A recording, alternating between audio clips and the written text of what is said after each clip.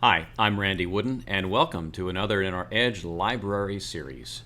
This time we'll talk about baby boomers and their resume and some tips for boomers on, well, how to build a resume, maybe some things to change, leave off, that sort of thing.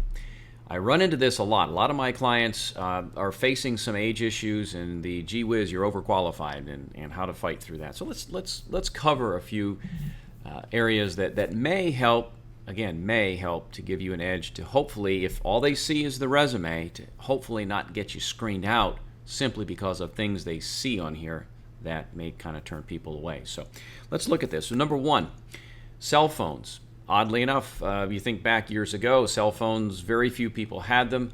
Nowadays, pretty much everybody has a cell phone.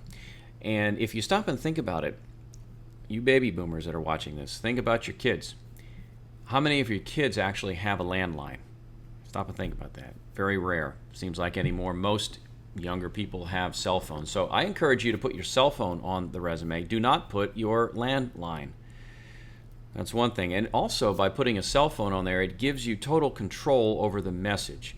If you have a home answering machine, for instance, and you provide your landline, you never know. You may have your spouse, you may have your kids pick it up. Somebody may pick it up and pick up the phone call and actually jot down a message and forget to give that to you. At least this way, with a cell phone, you've got total control over the message that the caller hears, and you've got the access right there to be able to return that call in a prompt manner. So cell phone is a good thing to do. And a side issue, and this isn't so much age as it relates to geography, but I do run into cases where people who may live a good distance away from the job they're applying for have told me that they feel like they've been screened out or looked at differently in the interview and questioned about, well, gee, do you really think you could make that commute here? That's an awful long drive. And so you'd hate to get screened out based on location. Now, if you remember, back in the day, the landline, you've got the area code, and then you've got a 3 digits and then a 4-digit number. That middle 3 digits will sort of tell the person looking at it, if they're familiar with it, where you are located. And so again, you may want to consider leaving the landline off.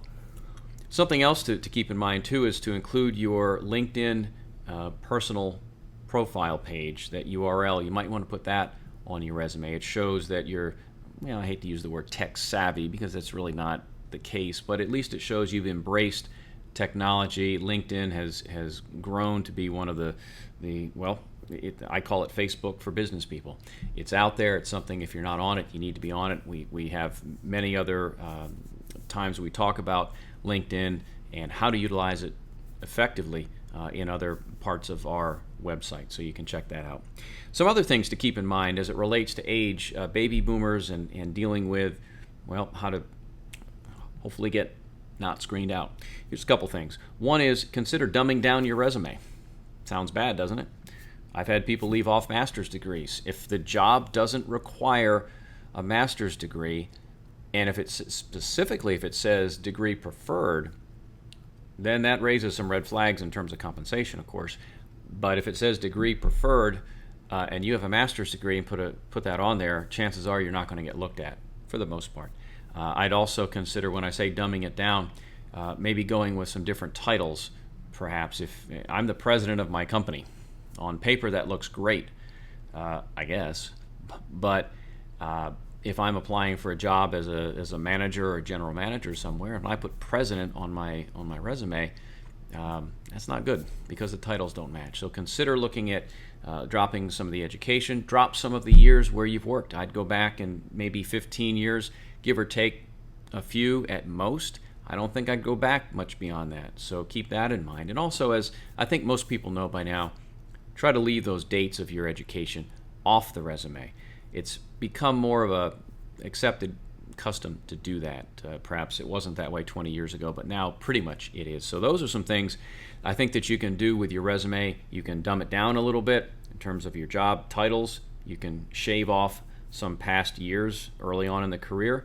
You can drop the dates of education, use your cell phone number, and also be sure to utilize your LinkedIn URL. And I think if you can put those together, that will help you to take away some of the concerns people might have about age. It's not a panacea, but it should help to some degree. And that's going to wrap up this segment on baby boomers and dealing with the resume issue. I'm Randy Wooden. This has been an Edge Library series. We appreciate you watching. Thank you very much.